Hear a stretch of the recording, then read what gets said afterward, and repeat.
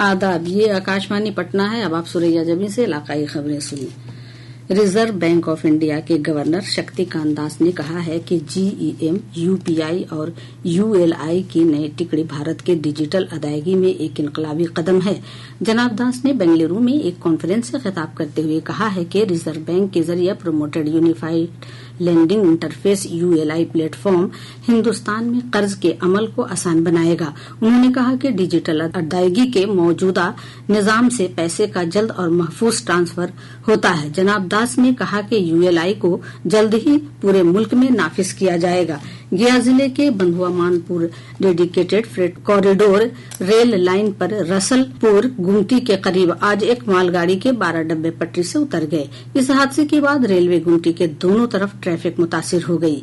इस dedicated rail line पर सिर्फ मालगाड़ी की आमदोरफ्त होती है। हादसे के वजूहात की जांच की जा रही है। मधुबनी के जयनगर थाना इलाके के तहत बरही गांव में बछराजा नदी में नहाने के दौरान 2 लड़कियां डूब गईं। एक लड़की की लाश बरामद की गई है, जबकि दूसरी की तलाश जारी है।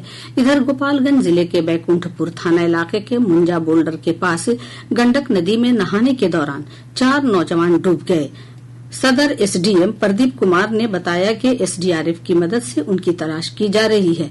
वहीं बेगूसराय जिले के मटिहानी थाना इलाके के लौहरचक गांव में एक आबी ज़खायर में फौज में काम करने वाले एक जवान की डूबकर मौत हो जाने का अंदेशा है।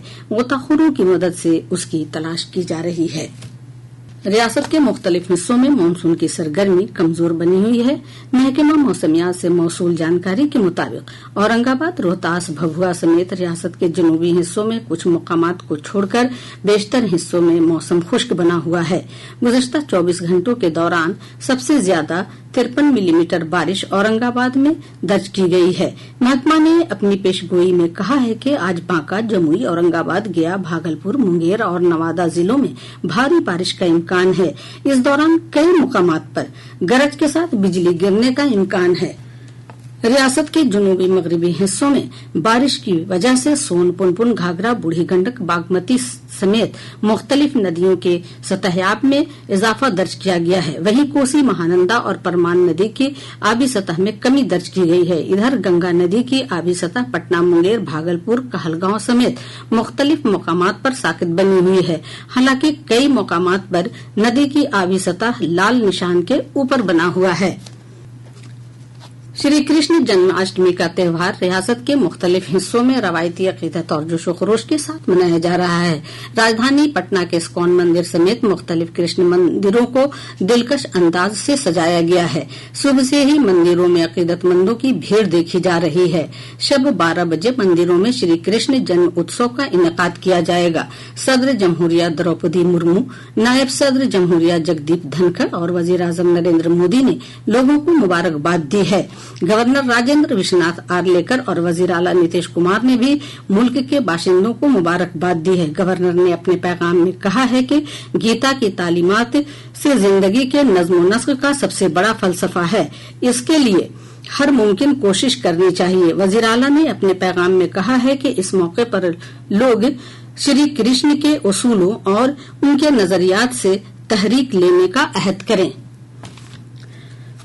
हजरत इमाम हुसैन और उनके 72 साथियों की शहादत की याद आज चहल्लुम, अकीदत और एहतराम के साथ मनाया जा रहा है।